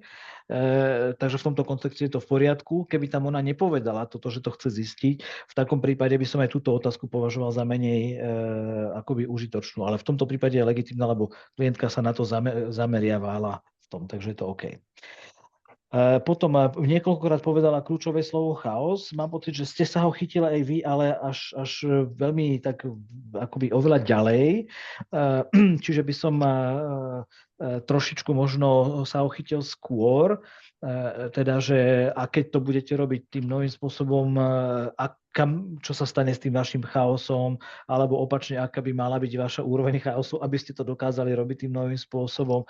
Hej, čiže na ten chaos by som sa nejako, alebo na konci samom, keď už toto máte vymedzené, že toto idete robiť, a čo sa stane s tým chaosom, alebo ako do toho bude vstupovať ten chaos. Nejak by som toto kľúčové slovo potreboval uchopiť a použiť niekde v tom rozhovore ešte ďalej. Výborná otázka bola, aké možnosti máte riešiť túto situáciu? Na 7. kompetenciu teda, uvedomenie. Tieto otázky sú fajn, možno za mňa, ale to je vyslovene možno môj koučovací štýl, alebo aj robte si s tým, čo chcete. Ja sa snažím pomôcť najskôr vytvoriť tú predstavu toho, ako to funguje, a až potom idem do toho, že aké možnosti má na to, aby to spravila. Hej. Čiže najprv nechávam klienta alebo pomáham mu precítiť to, že už to má, nejakú dobu to funguje, čo to s ňou robí, čo jej to prináša, ako sa tam cíti, ako sa tam správa, ako je tam ako to, že to funguje. A až potom sa pýtam, že teda aké možnosti máš na to, aby si to spravila týmto spôsobom. Hej. Okay. Veľmi sa mi páči, a čo chcem oceniť, prácu s tichom na viacerých miestach, že to nebolo len kvôli tomu, že to seklo vtedy, ale na viacerých miestach ste jej dali priestor, aby bolo ticho a nehali ste jej dojsť tú myšlienku, nehať ju odpovedať, dať jej ten čas a nenaháňali ste ju.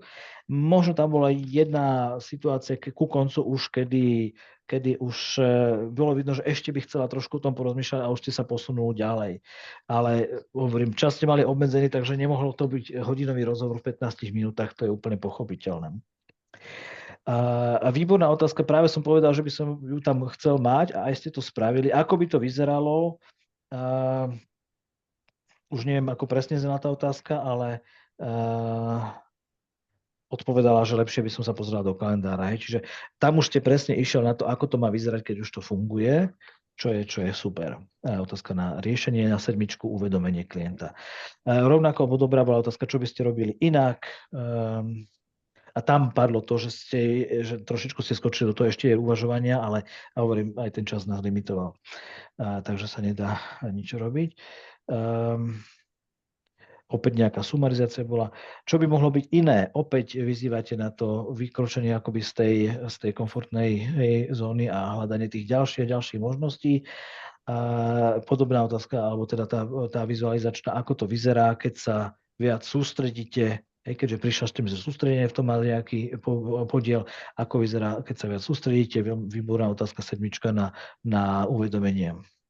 No a ako by to mohlo zvýšiť vašu úspešnosť, to je medzi 7, ale aj možno už viac k 8, lebo to už sa bavíte k tomu opatreniu, ktoré ide urobiť, že sa to bude kontrolovať ten kalendár hneď po stretnutí znova. Takže ako toto ešte zvýšiť, tak to je tak medzi 7, 8, ale k 8 určite. Aké ďalšie možnosti sú rozptýlenie alebo rozšírenie ešte, teda 7, uvedomenie. Čo by mohlo ohroziť, som rád, že tam zaznelo, lebo v 8 máme za úlohu aj prejsť možné prekážky a aj ste tou otázkou, čo by mohlo zvýšiť účinnosť vašej neviem čoho, tak ste vlastne ošetrili tie prekážky a tým pádom bola pripravená ísť ďalej, takže to je výborná 8. A potom samozrejme v rámci tej 8 aj návratu k cieľu, nakoľko ste teraz bližšie k cieľu ako na začiatku stretnutia, čiže 8. kompetencia a tam bolo to tie dve možnosti použitia tej škály, nakoľko ste odhodlaná a na druhom mieste teda, že kde ste bola a kde ste teraz, to vnímam akoby dve samostatné škály. Páči sa mi úplný záver, je v poriadku teraz takto ukončiť náš rozhovor. To je pekná 8, pretože tam má byť cítiť partnerstvo v tom, že klient nás vedie a súhlasí s tým, že ideme uzatvárať niečo a nie, že ja by som povedal, tak už to stačí, vypršal nám čas, hej, to by nebolo partnerské. Takže to boli všetky moje také náhľady. Tie technické problémy vám narušili pravdepodobne dôveru a bezpečie 5 a skomplikovali prítomnosť, pretože ste akoby niektoré veci nemali šancu úplne dostatočne zachytiť. A v rámci tej prítomnosti by ešte aj 4, aj 5 by som podporil to, aby ste sa klientky pýtali na ako sa bude cítiť, keď aby mala príležitosť vyjadriť svoje pocity, lebo ideme nielen v tej racionálnej rovine, ale aj pocitovej. Prípadne niektorí, napríklad používame prvky somatického coachingu, takže aj telesnej, ale to není v kompetenciách nevyhnutné, ale tá pocitová sa považuje za dôležitú.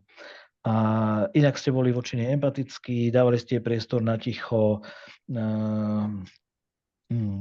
bolo jasné, že ona je zodpovedná za to riešenie, takže nevidím tam žiadne nejaké KO záležitosti, ktoré tam nemajú byť. Hej. A aj ste sa snažili pomôcť jej ísť za hranicu jej súčasného myslenia. A tomu by možno, kebyže možno je viacej času, pomohlo ešte otázky typu, ja neviem, niekedy sa pýtam, ako potrebujete byť mentálne nastavení na to, aby ste mohli robiť toto, alebo ja neviem, také niečo, že vlastne sa pozrie ešte do toho akoby doslovene toho mindsetu, že aký má byť, aby toto fungovalo. Aj to môže byť užitočné v týchto veciach.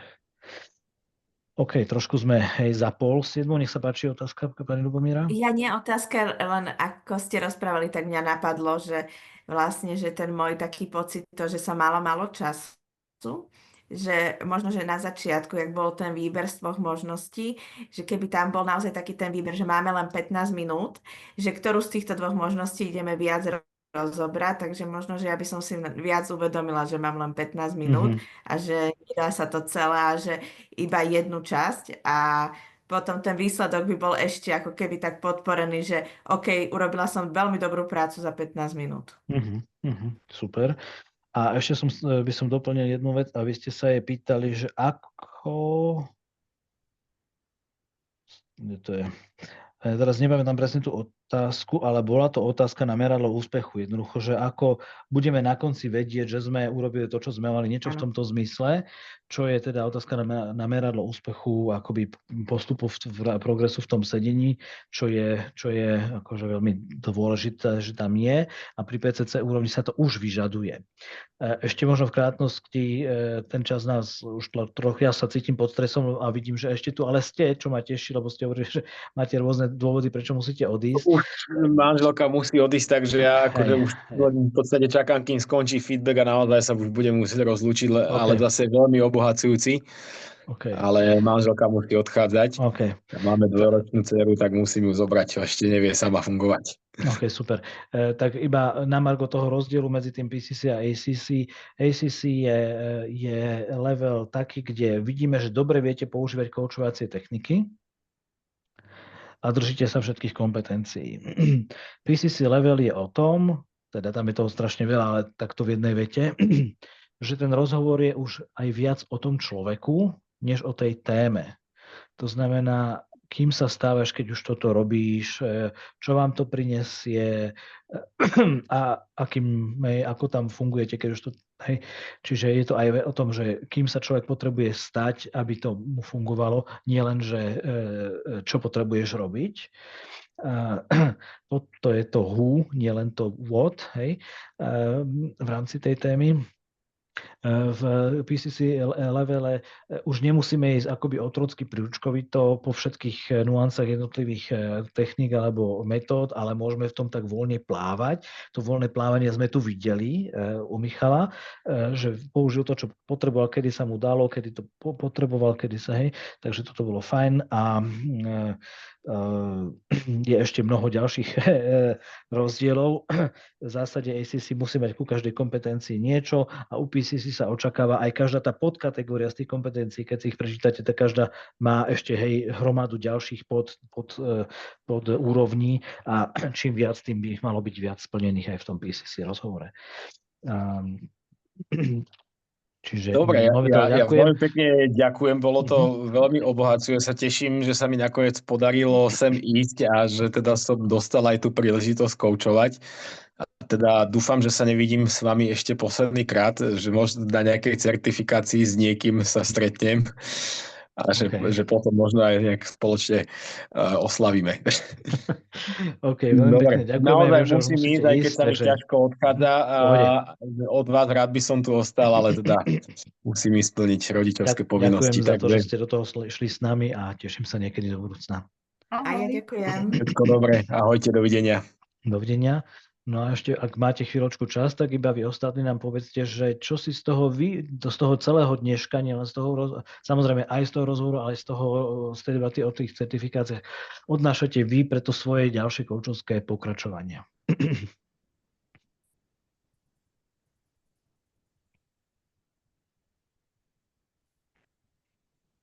Tak môžem kľudne aj ja začať, že mne veľmi pomohlo vlastne to úvodné také upratanie si medzi tými vlastne možnými cestami, ktorým by som sa mohla vydať. Nemám v tom vôbec ešte nejakým spôsobom upratané, či vôbec, lebo nepotrebujem to nejako akože nutne k nejakému pokračovaniu, ale keď som videla v podstate tú spätnú väzbu, ako sme si dávali, respektíve potom, ako si to zhrnul ty, závere, tak akože má to určite veľkú pridanú hodnotu. Takže mohla by som tu teraz písať, že čo všetko som si proste ako zapísala, ale podľa mňa toto je ten key message, že naozaj proste ten mentoring má zmysel. Ozaj. V kombinácii s tým, čo som sa dozvedela, tak super. Pekný večer z toho bude. Ďakujem pekne. Na čo som chcel zareagovať, v druhej časti o tých certifikáciách. Sú 3 dôvody, ja som to mohol povedať, nepovedal som to úplne, že ktoré ja udávam ľuďom, že je dobré ísť do mentoringu a následne do certifikácie. Prvá, koučovské sebavedomie, ktoré vám narastie, keď budete vedieť, že niekto v nezávislej autorite povedal, že to viete robiť dobre a dávam na to ten štempel. Šialený aj odhodlanie pre rozvoj vlastného biznisu, aj toho, že sa niekde viem postaviť a povedať, ja som coach a viem to robiť. To je asi veľmi dôležitá súčasť toho. A druhá je marketingová, teda, že v rámci zháňania klientov som certifikovaný coach, to znamená znova, že nejaká objektívna autorita potvrdila, že to viem robiť dobre. A sú firmy, ktoré necertifikovaných coachov ani neberú do výberového nejakého procesu. Je istá skupina firiem, hlavne zahraničných, ktoré si vyžadujú, aby to bola aj tá vyššia hejce, ale to nie sú všetky. Ale ďalšie je teda potom vaše nastavovanie ceny za svoje služby. Keď máte certifikáciu, je to už niečo iné, ako keď ste necertifikovaný coach. Takže to sú také 3 veci a snáď ešte voči klientovi, možno 4., že ten proces toho mentoringu a následnej certifikácie vždycky akoby rozvíja toho kouča, či chce alebo nechce, aj keď už nechodí na kurz, ale ho to nejakým spôsobom rozvíja, obohacuje a o to lepšie vie tomu svojmu klientovi byť dobrým koučom a mu slúžiť. Takže to je taký ďalší akoby argument, ktorý ja vnímam, že prečo je to dôležité. Ďakujem pekne. Nech sa páči ešte Edita a Ľubomíra. Ja sa chcem veľmi poďakovať. Bolo to naozaj užitočné, zrozumiteľné, logické, pekne usporiadané. A určite ste ma namotivovali na individuálny mentoring. To si teraz z toho tak beriem ako takú nejakú ďalšiu výzvu. Veľmi užitočné. A rozmýšľala som nad tým, že neviem, spýtam sa teda, ale samozrejme akceptujem aj nie, že či treba táto nahrávka by bola aj nám, čo sme tu boli k dispozícii. Určite vám ju pošleme. No. Aby ste sa k nej vedeli vrátiť, samozrejme. Super, lebo to vlastne ako keby mentoring toho prebehnutého rozhovoru bol veľmi užitočný. Ďakujem. Okay. Ďakujem pekne a budem sa musieť aj odpájať. Takže... OK, super. V poriadku. Ďakujem, že ste boli s nami. Držím palce všetkým. Ďakujem. Super. Všetko dobré, dovidenia. No a nech sa páči aj Ľubomíra, aby mala priestor. Ja tiež, ja sa teším, lebo ja už som sa prihlásila viac na skupinové mentoringy, ale uvidím, že ako to pôjde, ale možno, že potom pôjdeme aj na individuálny mentoring, ale vlastne aj v rámci tej prípravy ACC máme všetko toto zahrnuté, takže sa na to teším, že vidím, že tie mentoringy majú význam a teda ja som si veľa otázok ešte dneska zapísala, aby som potom ešte nad nimi porozmýšľala, že kedy a v akej situácii, takže rada si tiež tú nahrávku ešte vypočujem. OK, super, tak sa tiež teším, že vám to čo si dalo a že už ste niekde zaregistrovaná.